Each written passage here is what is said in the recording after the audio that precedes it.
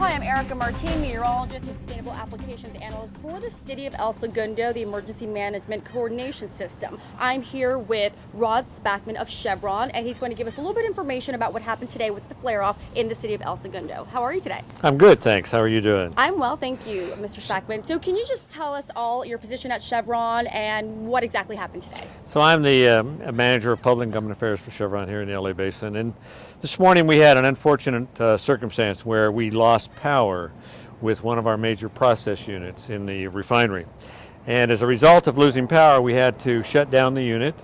And in doing so, you have to evacuate all of the fuel gas that's generated through the process that is occurring at the time. And that material gets moved through a closed system to an elevated flare. Well, that elevated flare, when all of that fuel hits that flare, it creates a significant and very visible today, a very visible flame. Sure. And some smoke that went with it, because you're consuming a very large volume of material in a very short period of time. So you're going to get a little smoking with that, right. But by and large what you're getting is a combustion of all of the light constituents, propane, butane, very light constituents that were otherwise in the process unit at the time.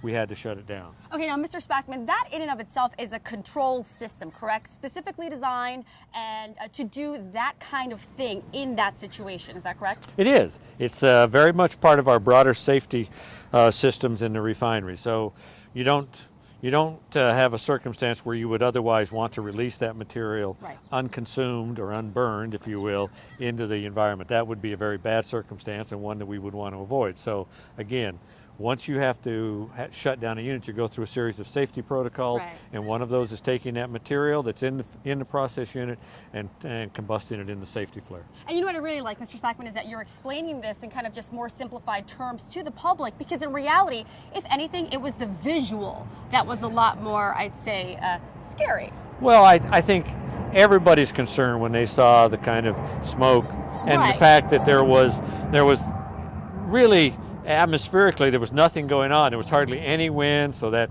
material just went straight up in the atmosphere and kind of settled there. It didn't mix very quickly, didn't dissipate that quickly again, because there was hardly anything going on that morning, no wind or anything. And now, do you have a background in meteorology?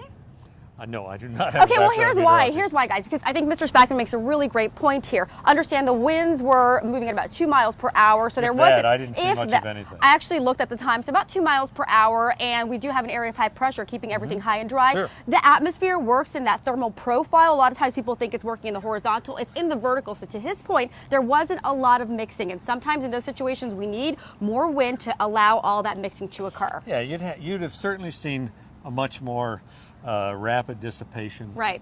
of the smoke that was coming from the flare and the consumption of all that fuel. But that was the circumstance that we sure. were living with. That's called Mother Nature. Thank you so much, Mr. Spackman. So if we do see something like this occur again, what kind of measures should we take? I know we have Everbridge, and you guys do work together, correct? Well, so first of all, the most important thing we do in the initial stages of any potential emergency or an issue is we want to make that call, that 911 call to the El Segundo Fire Department, because they're our right. partners in this process. Okay. And from where we sit, the most critical thing is that they need to be part of the response in determining how best to communicate to the public, deal with any potential issues, and make sure that happens in a way that's responsible. Responsible right. and reflects the interests of the community. Sure. So in this particular case, they have Nixle as a part of their structure, they have Everbridge, and once they established that this was a controlled activity, I think they took a little time to decide how best to message that.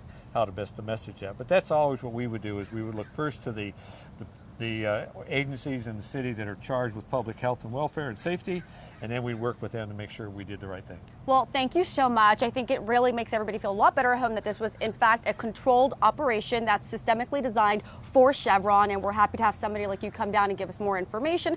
For more information on what's going on in El Segundo, be sure you visit elsegundo.org.